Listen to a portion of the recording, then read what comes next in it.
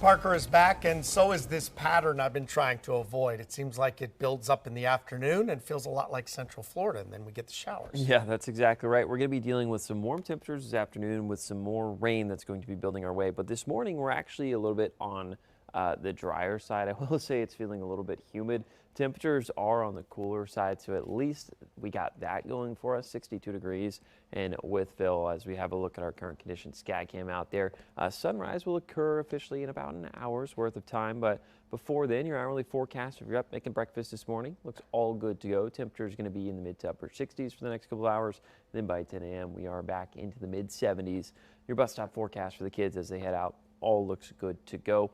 However, this afternoon, partly cloudy skies will be out and about, but rain chances will also continue to increase hour by hour. So once we get to about 3 o'clock or so, parts of the Highlands, parts of the New River Valley will likely have the highest chance to see some rain showers and even some storms this afternoon. Here's a look at your zone by zone forecast highs for the day. 83 to 88. Back to seasonable temperatures for this afternoon, right on par with where we should be for the time of year. And then here's a look at Futurecast. Okay, 8 a.m. we're clear, but we do have this front that's going to be moving into the region from the north and west. What this is going to do is spark up some showers right along the spine of the Blue Ridge this afternoon, primarily right around 2, 3 o'clock. And then by 4, a couple of those showers and storms build right along the I-81 corridor, trying to push off towards the east. However, the impacts from Aaron, the large-scale flow winds out of the north and east, are going to shear these showers and storms apart and push them off towards the south and west. So we'll likely see some repeat areas that see multiple rounds of rain, perhaps even some heavy pockets of rain as well. And with that said, there is the potential for some flash flooding for the day, just because some of those showers and storms will likely be over the same area for a decent amount of time. So level 1 out of 4 risk has been indicated by the Weather Prediction Center for about half of Southwest Virginia. I think most of Lynchburg, most of Southside stays on the drier side for your Wednesday.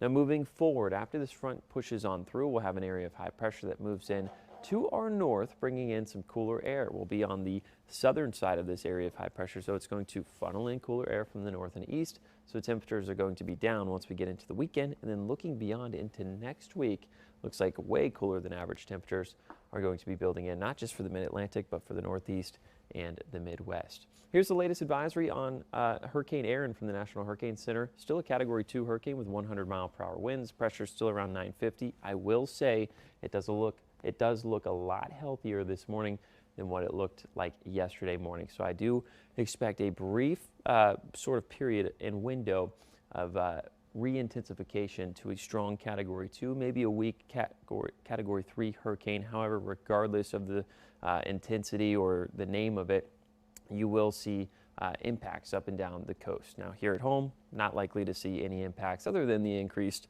amount of humidity and the shearing of those showers and storms later on. For a 7-day forecast, temperatures continuing to cool down over the next 7 days.